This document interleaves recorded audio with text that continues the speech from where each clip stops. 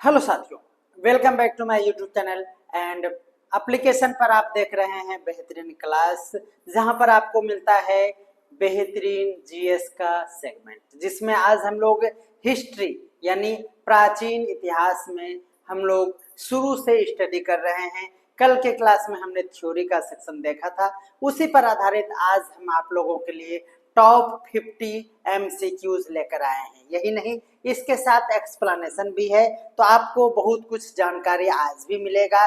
यद्यपि आप कल भी थ्योरी को बहुत ही अच्छे से विस्तार से समझ चुके होंगे, तो कल का क्लास अगर नहीं देखे हैं तो आप जरूर देख लीजिए। और आज बेहतरीन क्लास आपको मिलेगा टॉप 50 एमसीक्यूज, और ये एक ही टॉपिक से है, पूरा पाषाण युग यानी पैलोलिथिक एज से आपको 50 एमसीक्यूज थ्योरी के बाद पूछते हैं। तो पहला क्वेश्चन आपके स्क्रीन पर ये रहा, ध्यान से देखिएगा।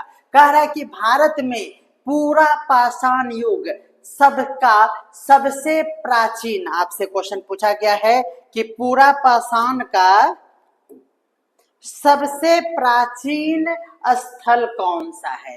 काफी कंफ्यूजन भरा टॉपिक रहता है ये, जिसमें पूरा पाषाण का यानी पैलोलिथिक एज से प्राचीन स्थल पूछा गया है।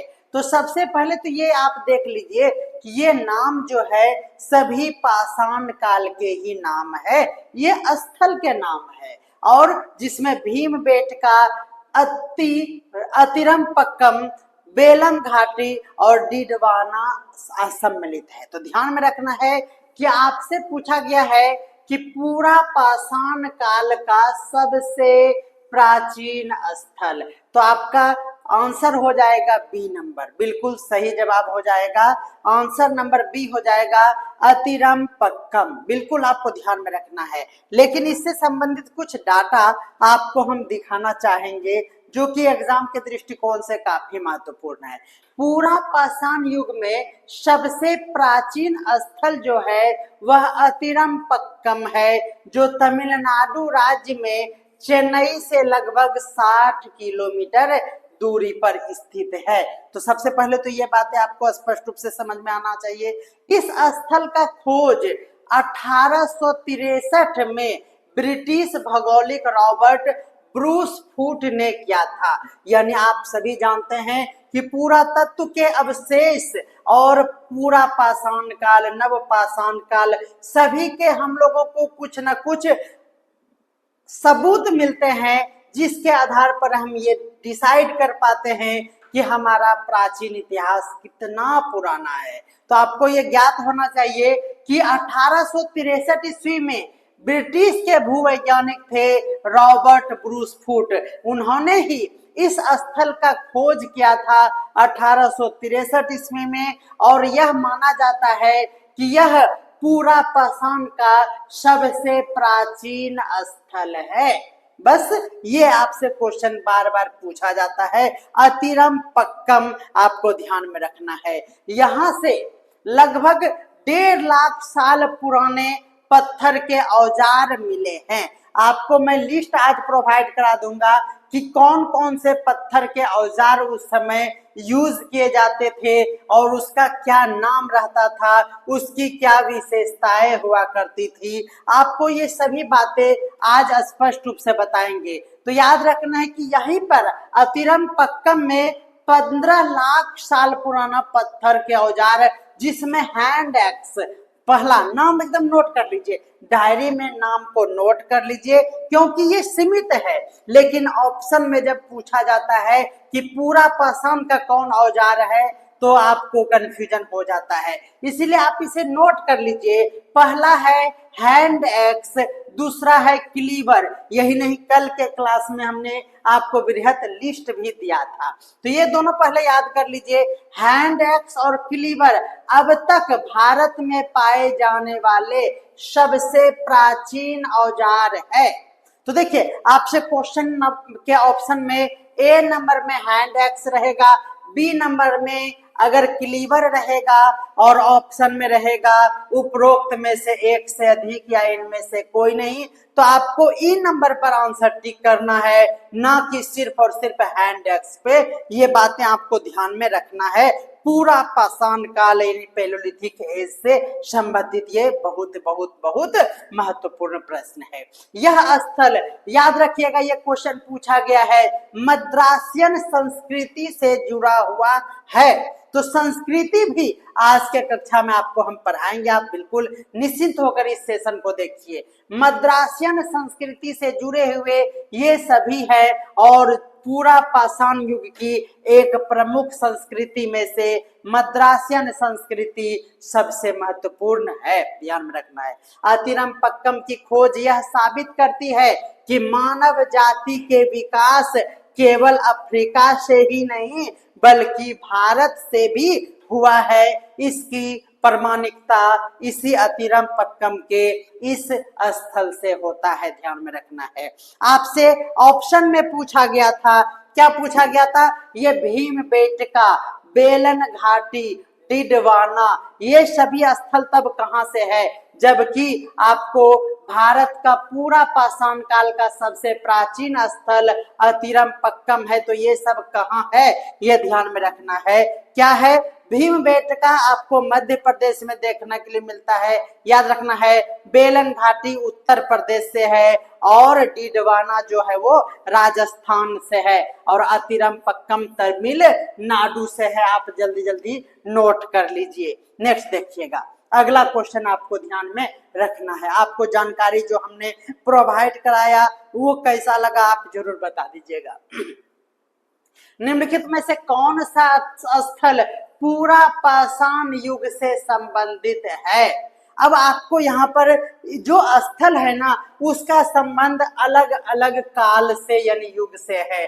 जैसे पूरा पाषाण काल, मध्य पाषाण काल, नव पाषाण काल, काश युग, यहाँ पर अलग अलग स्थलों के नाम आपको ध्यान में रखने होंगे।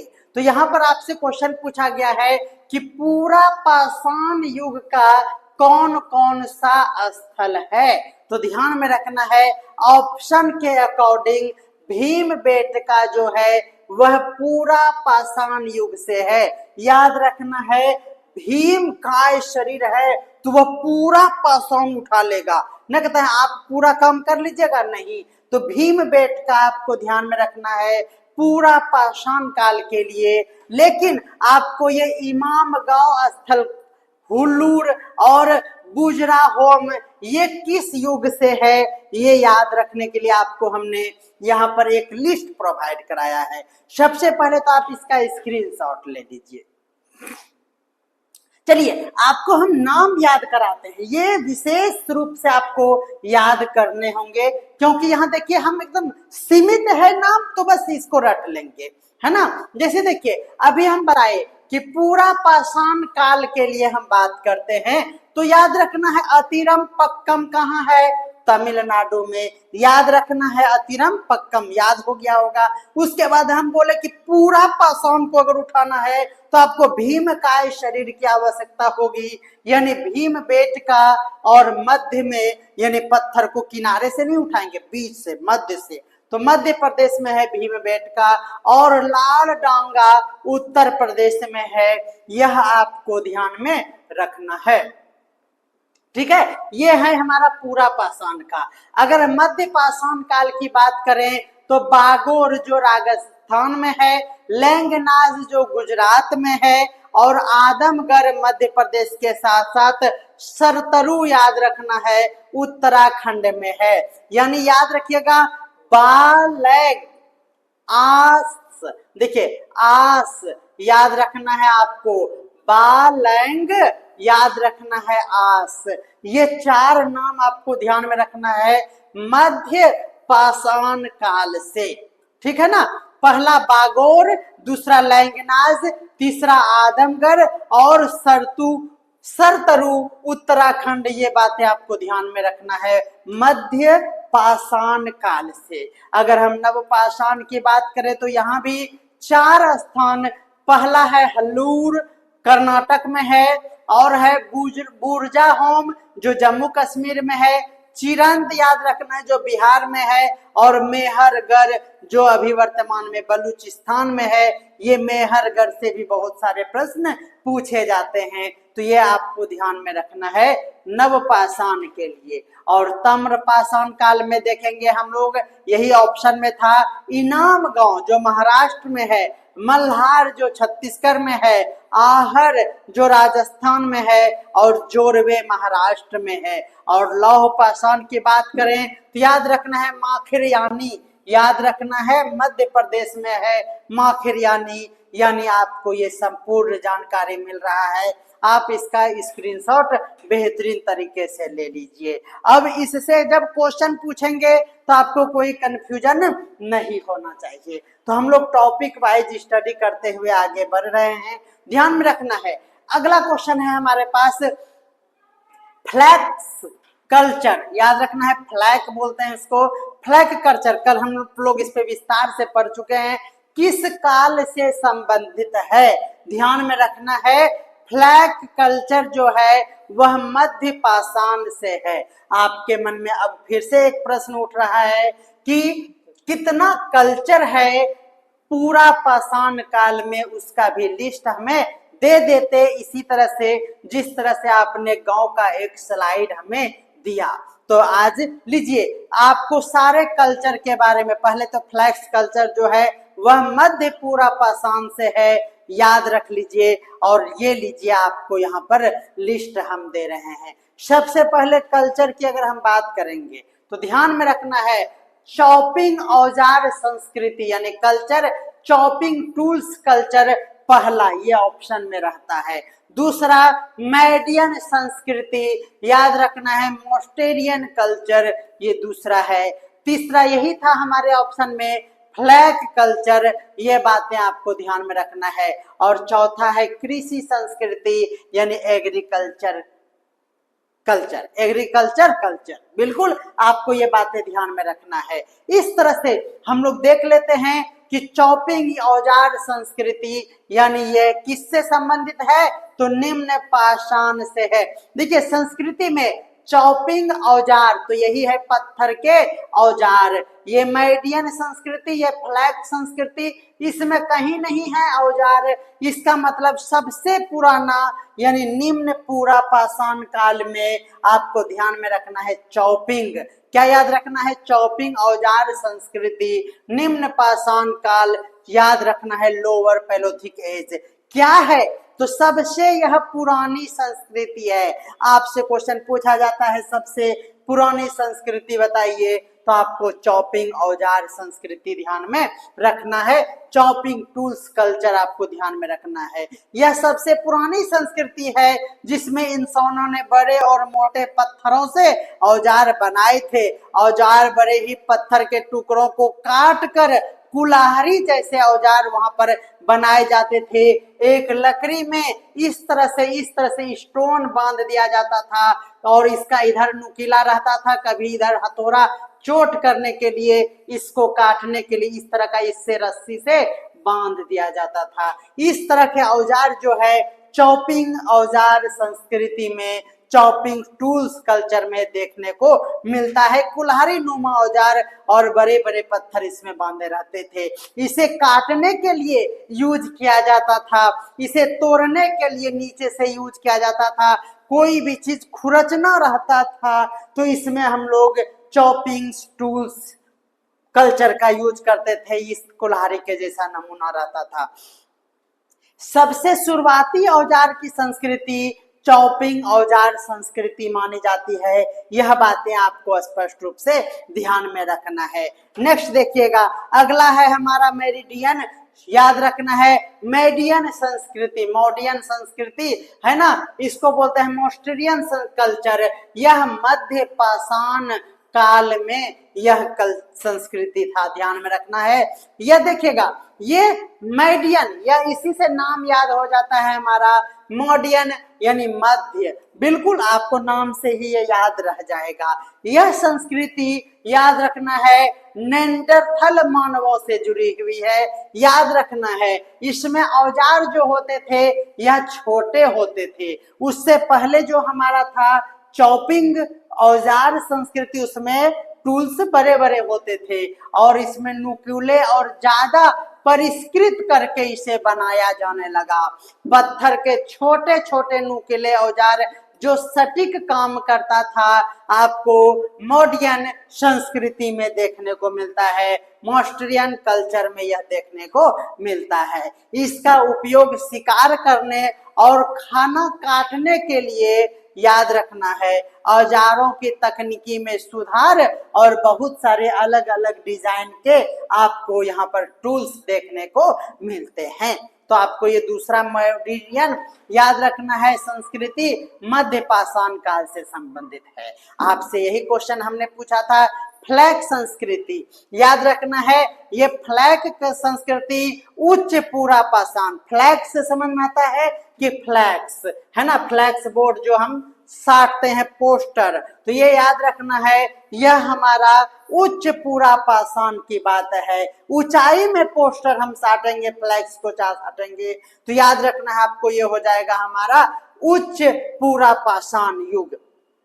ध्यान में रखना है फ्लैक्स कल्चर, यह क्या है, यह संस्कृति पत्थर के पतले और तेज नुकीले को ही फ्लैग कहा जाता था। यहाँ पर औजार बनने लगे, पतले फ्लैग से बने तेज औजार जो विभिन्न कार्यों में उपयुक्त होते थे, इससे भी काटना, छीलना और अन्य बारीकी काम किया जाने लगा। ध्यान में रखना है आपको, विशेषकर यह कला गुफा चित्र और जटिल औजार का काल के रूप में इसकी पहचान होती है। उत्तर पाषाण यानी उच्च पूरा पाषाण काल ध्यान में रखना है। उसके बाद आता है एग्रीकल्चर कल्चर, यह नव पाषाण की बात करेगा। याद रखना है फ्लैक्स उच्च पूरा पाषाण में चला जाएगा और यह कृषि जो है वह नव पाषाण में नियोलिथिक एज में आ जाएंगे हम लोग। यह संस्कृति में इंसानों ने खेती और पशुपालन करना प्रारंभ कर दिया था। बेहतर से बेहतर पत्थर के औजार, यहाँ तक कि मिट्टी के बर्तन और अस्थाई घर बनाकर भी लोग रहने लगे। यह बातें यहाँ पर जानने को मिलता है। कृषि कार्यों और दैनिक जीवन के लिए इसका यूज होता था। यहाँ पर अस्थाई बस्तियां, सामाजिक व्यवस्था यानी लोग सामूहिक रूप से रहने लगे और नई तकनीकियों भी यहाँ पर विकसित कर लिया गया। और हमारा अगला प्रश्न अब आप देखिएगा, इस टॉपिक से आपको प्रश्न और भी पूछे जाते हैं। निम्नलिखित में से कौन सा स्थल पूरा पाषाण युग से नहीं है? देखिए अभी जस्ट हम आपको लिस्ट दिए हैं, एक बार स्क्रीनशॉट देखिए और फिर इसका जवाब दीजिए। चलिए तो पीछे जाइए, आप पीछे कैसे जाएंगे, मिनिमाइज करके गैलरी खोलिए और वहां से स्क्रीनशॉट को एक बार देखिए और उसके बाद इसका जवाब दीजिए। ध्यान में रखना है। तो देखिए हमने आपको कहा कि पूरा पाषाण युग का कौन सा स्थल नहीं है। देखिए हमने कहा कि सोहन घाटी, बेलन घाटी, भीम भेटका, ये सभी क्या है, पूरा पाषाण का स्थल है। यह हड़प्पन सिविलाइजेशन तो इसके बाद का टॉपिक होगा, इसके बाद की ये सभ्यताएं आती है। पूरा पाषाण, नव पाषाण, उत्तर पाषाण के बाद आपको हड़प्पन सिविलाइजेशन पढ़ना है, हमारे टॉपिक में भी है। आप इंडेक्स कल के क्लास में नोट कर लिए होंगे। उसी श्रृंखला को हम आगे बढ़ा रहे हैं, तो इसका आंसर क्या हो जाएगा, हड़प्पा हो जाएगा। बिल्कुल आपको कोई कंफ्यूजन नहीं होना चाहिए। निम्नलिखित में से कौन सा औजार निम्न पूरा पाषाण काल में, आपको ध्यान में रखना है। आपको हम बताए थे, कल के क्लास में भी आपको हम बता चुके हैं। याद रखना हैंड एक्स जो है वह निम्न पूरा पाषाण काल में यूज होता है। आप कहेंगे कि सर इसके बारे में भी, ये सभी जो नाम है जिसमें हैंड एक्स आता है, स्क्रैपर आते हैं, बुरिन आता है और ब्लेड आता है और चॉपर भी आता है। तो ध्यान में रखना है, इनकी भी आपको जानकारी ये लीजिए हम दे देते हैं। तो आप हमारे क्लास को अगर करेंगे तो आपके मन में जो दुविधा और प्रश्न उठते रहते हैं उसका समाधान, उसकी शांति हमारे ही चैनल पर हो सकता है, इसलिए हमारे चैनल को सब्सक्राइब कर लीजिए। आपको डेली सुबह 8 बजे क्लास मिलता है, दोपहर के 1 बजे क्लास मिलते हैं, शाम के 7 बजे भी क्लास मिलते हैं। आप हमारे पेड कोर्स का हिस्सा बनिए, जहां पर अलग अलग तरह के कोर्स उपलब्ध है। आपको बेहतर से बेहतर कंटेंट मिलेगा, क्लास मिलेगा, और आपको इसका प्रिंटेबल पीडीएफ भी मिल जाएगा, जिसे आप कम पेज में प्रिंट कराकर बेहतरीन तैयारी कर सकते हैं। बिल्कुल, तो चलिए, डिस्क्रिप्शन में आपको इस कोर्स का लिंक दिया हुआ है। आप जिस कोर्स की भी तैयारी करते हैं, आप हमें कॉल कर लीजिए 9525175737 याद रखिएगा। तो चलिए देखिए, यहाँ पर आपको देखिए, हमने आपको कहा 2 नाम याद रखिए, हैंड एक्स और चॉपर। पहले तो 2 आंख बंद कीजिए, हैंड एक्स और चॉपर जो है वह सबसे पहले आप याद रखिए। देखिए, हैंड एक्स मतलब हाथ समझ रहे हैं, और चॉपर मतलब चापर दे दिए। तो ये दोनों जो है ना, शुरुआती काम को बिगाड़ेगा, यानी निम्न पूरा पाषाण काल की ये बात करेगा। देखिए, हम एक साथ इसीलिए लाए हैं कि आप अंतर भी यहाँ पर देख पाएंगे। तो ये हैंड एक्स और चॉपर जो था, वो शुरुआती दौर में थोड़ा कम परिष्कृत था, थोड़ा कम शार्प हुआ करता था। इसीलिए यहाँ पर काटना, तोड़ना और खाल छांटने के लिए इसका यूज किया जाता था निम्न पूरा पाषाण काल में। और यह सबसे पुराना बहु उपयोगी औजार आपसे क्वेश्चन अगर पूछा जाए तो भी आपको हैंड एक्स और चॉपर ध्यान में रखना है। उसके बाद आता है स्क्रैपर, चॉपर स्क्रैपर, यानी चॉपर के बाद यहाँ पर है, तो दूसरे नंबर पर आपको याद रखना है स्क्रैपर। ध्यान में रखना है निम्न के बाद मध्य, ध्यान में रखना है मध्य पूरा पाषाण काल। यहाँ पर देखिए, यहाँ पर खाल को छांटते थे क्योंकि ये शार्प नहीं था। अब ये शार्प हो गया स्क्रैपर, तो खाल को हम छीलना प्रारंभ कर दीजिए और लकड़ी को घिसना भी यहाँ पर प्रारंभ कर देते हैं, चूंकि इसमें धारदार किनारा और सटीक सफाई के कार्य इससे संभव हो पाए।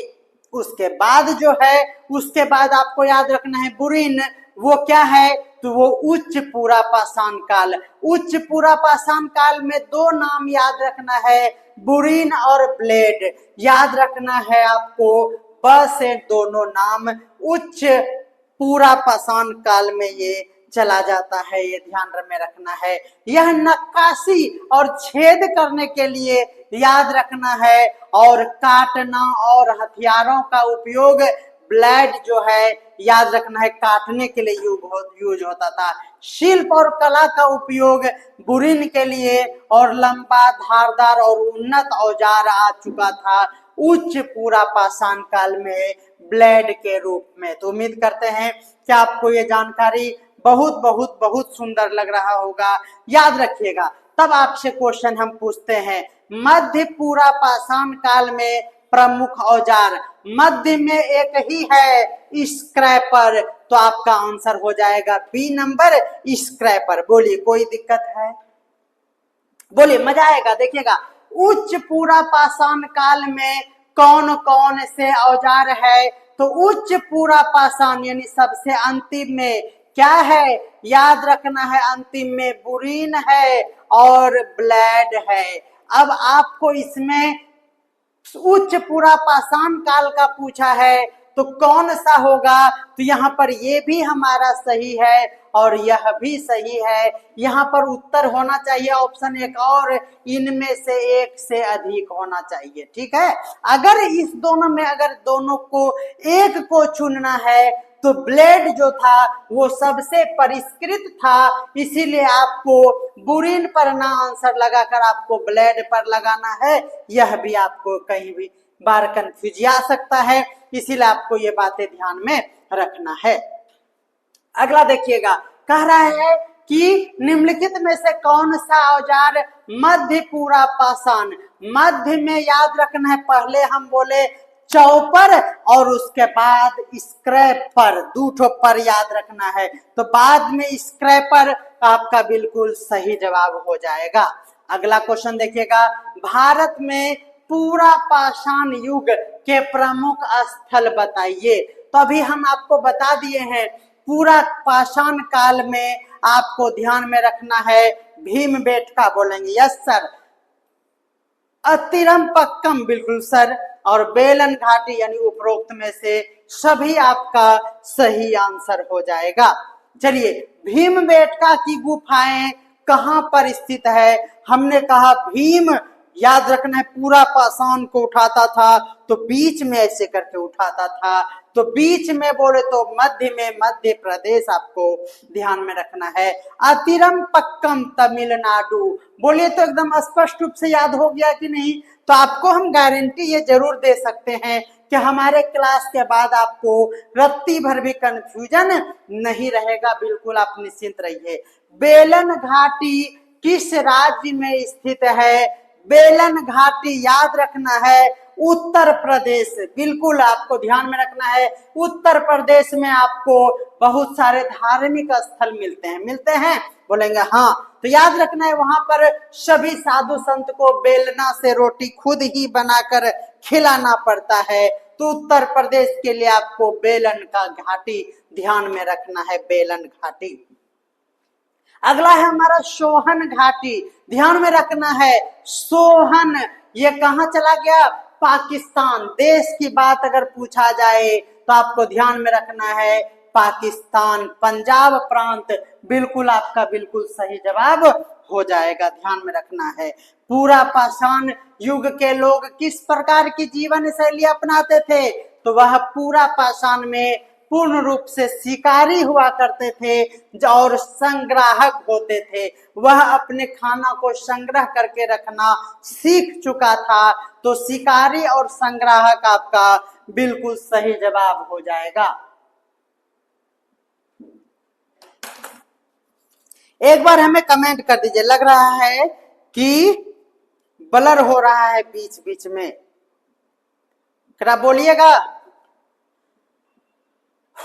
ब्लर हो रहा है, कमेंट करके जल्दी से बता दीजिए। हमें ऐसा प्रतीत हो रहा है कि ब्लर हो रहा है। चलिए देखिए, पूरा पाषाण काल ध्यान में रखना है कि लोग कहाँ निवास करते थे? तो पूरा पाषाण काल में बस्तियां नहीं हुआ करती थी और लोग गुफाओं में रहते थे, यह बातें आपको ध्यान में रखना है। अगला क्वेश्चन है हमारा, पूरा पाषाण युग के लोग किस प्रकार के भोजन करते थे? तो ध्यान में रखना है वह कृषि पर, पूरा पाषाण युग के लोग की अगर बात करेंगे तो वह मांसाहारी हुआ करते थे, बिल्कुल आपका सही जवाब हो जाएगा। शाकाहारी भी हुआ करते थे क्योंकि वह कंद मूल फल घास सब भी खाते थे, यानी कृषि उत्पादन भी देखने को मिलता है। चूंकि पूरा पाषाण काल में हम लोग 3 चरण में इसे पढ़ेंगे, इसीलिए आपको ध्यान में रखना है क्या? तो आपको ध्यान में रखना है कि यहाँ पर इसका उपरोक्त में से सभी आपका बिल्कुल सही जवाब हो जाएगा। अगला देखिएगा, कह रहा है कि पूरा पाषाण युग के लोग किस प्रकार के औजार का उपयोग करते थे? धातु के? बिल्कुल नहीं, पत्थर के औजार ध्यान में आपको रखना है, याद रखना है पूरा पाषाण काल में पत्थर के औजार, बिल्कुल कोई कंफ्यूजन आपको नहीं होनी चाहिए। ध्यान दीजिएगा, भीमबेटका गुफाओं में किस प्रकार के चित्रकारी पाए जाते हैं? याद रखना है यहाँ पर शिकार के दृश्य बनाए जाते थे गुफाओं में, ध्यान में रखना है शिकार के दृश्य भीमबेटका गुफा में पाए जाते हैं। भीमबेटका गुफा किस काल से संबंधित है? भीम बोले तो बीच में पूरा पाषाण यानी मध्य पूरा पाषाण। भीमबेटका गुफा की चित्रकारी किस रंग की प्रमुखता इसमें होती थी? तो ध्यान में रखना है लाल रंग के। क्या आंसर हो जाएगा आपका? लाल रंग बिल्कुल आपका सही जवाब हो जाएगा। नेक्स्ट देखिएगा, भीमबेटका गुफा की चित्रकारी में किस प्रकार के चित्र बनते थे? तो याद रखना है उसमें जो आकृतियां हुआ करती थी, ध्यान में रखना है भीमबेटका में ज्यामितीय आकृति भी हुआ करती थी, मानव की आकृति भी और पशु की आकृति भी हुआ करती थी। याद रखना है उपरोक्त में से एक से अधिक आपका बिल्कुल सही जवाब हो जाएगा। भीमबेटका गुफाओं की चित्रकारी किस माध्यम से बनाई जाती थी? तो ध्यान में रखना है आपको प्राकृतिक रंग वहां पर बनाए जाते थे जो कि लाल कलर का होता था, यह भी आपको ध्यान में रखना है। अगला क्वेश्चन है भारत में पूरा पाषाण का सबसे प्राचीन स्थल, सबसे प्राचीन यानी अतिरम पक्कम आपका बिल्कुल सही जवाब हो जाएगा। पूरा पाषाण काल में मानव की जीविका का प्रमुख साधन यही तो था, शिकार करना और संग्राहक यानी संग्रहण कर्ता के रूप में ध्यान में रखना है। निम्नलिखित में से कौन सा स्थल मध्य पूरा पाषाण युग से है? मध्य पूरा पाषाण याद रखना है भीमबेटका, याद हो गया होगा आपको ट्रिक से। पूरा पाषाण काल की विशेषता यहाँ पर पत्थर के औजार का उपयोग किए जाते थे, बिल्कुल सही जवाब हो जाएगा। और आज का 30 नंबर क्वेश्चन आपसे पूछते हैं, चूंकि टॉपिक वाइज है तो ज्यादा प्रश्न लेने पर उसकी रिपीटेशन की संभावना बढ़ जाती है, क्योंकि यही क्वेश्चन हमारे प्रीवियस पेपर में बार बार पूछे जाने वाले प्रश्नों में से है। इसीलिए आप हमारे साथ बने रहिए, और इसका थ्योरी नहीं देखे हैं तो आपको प्लेलिस्ट में जाकर हिस्ट्री का थ्योरी सेक्शन देख लेना है, जिससे कि आपका एक भी प्रश्न ना छूटे। आपसे क्वेश्चन पूछा जा रहा है कि भारत में पूरा पाषाण काल के अनुमानित काल आपसे पूछा गया है, तो याद रखना है 2 लाख 2.5 लाख ईसा पूर्व से लेकर 10,000 ईसा पूर्व तक ये पूरा पाषाण काल का ये अवधि माना जाता है। तो उम्मीद करते हैं कि आपको कल का थ्योरी, जो कि साउंड के कारण थोड़ा सा डिस्टर्ब हो गया था, इसीलिए नहीं तो एक ही क्लास में थ्योरी के साथ आपको ऑब्जेक्टिव कराए जाते हैं, इसीलिए हमारे साथ बने रहे। आपसे निवेदन है कि अगर आप चाहते हैं बेहतर से बेहतर अपना प्रिपरेशन, तो आप हमारे पेड कोर्स को ज्वाइन करें। मिनिमम प्राइस पे आपको मिलता है जीएस का संपूर्ण लेक्चर का और पीडीएफ वाला क्लास मात्र और मात्र आपके पॉकेट बजट के अकॉर्डिंग है। आप हमें कॉल कर सकते हैं, नंबर दिए हुए स्क्रीन पर आप कॉल करें। कोई भी परेशानी हो, आर्थिक सहयोग चाहिए, कोई छूट चाहिए, आप हमसे बात कर सकते हैं और हमारे पेड कोर्स को ज्वाइन करते हैं। मिलते हैं कल की क्लास में इसी टाइम इसी चैनल पर। देखना ना भूले जीएस का संपूर्ण कक्षा। तो आज के लिए इतना ही, सभी को बाय बाय।